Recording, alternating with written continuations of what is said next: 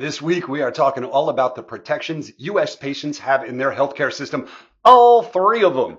Today it's a focus on informed consent.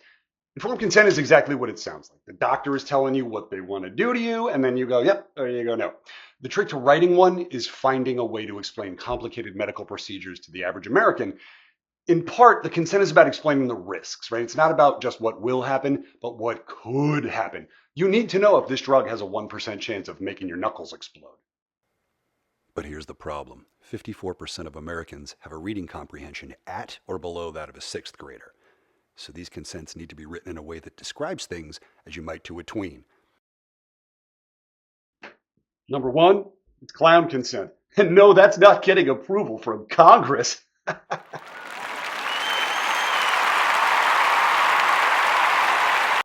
So anyway, a clown consent was handed to parents in hospitals that hosted visiting clowns.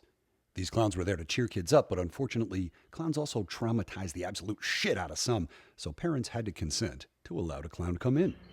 And they were right to do it. Clowns are not to be trusted. Number two, possessed by a ghost. This was held outside the US in a region of the world where superstition and spiritual belief ran really deep, but scientific literacy was considered low. They needed a way to describe being anesthetized for surgery in a relatable manner. So the consent stated that anesthesia would displace their soul for a period of time, during which there was a risk of becoming possessed. While this is probably not technically accurate, it addressed the concerns in a way a patient could relate to. Plus, Swayze Crazy Doctor's Office. Deep electrical stimulation treatments involve implanting electrodes into a patient's brain, and the risks are drastic. Things like personality changes, total loss of self-identity. So what was the best scientific parallel we could come up with? Obviously zombies. So the question might be, why would anyone take that risk? And if you asked it, you get a gold star. The answer is a person who has such a serious medical issue that they view the benefit as greater than whatever risk you have.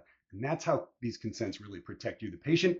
They force you to confront both sides, the benefits and the risks, so you can make the best decision. Okay, please, for the love of God, please like, share, and subscribe. The internet called me, and they're going to take my thumbs. They're very serious on here, you guys.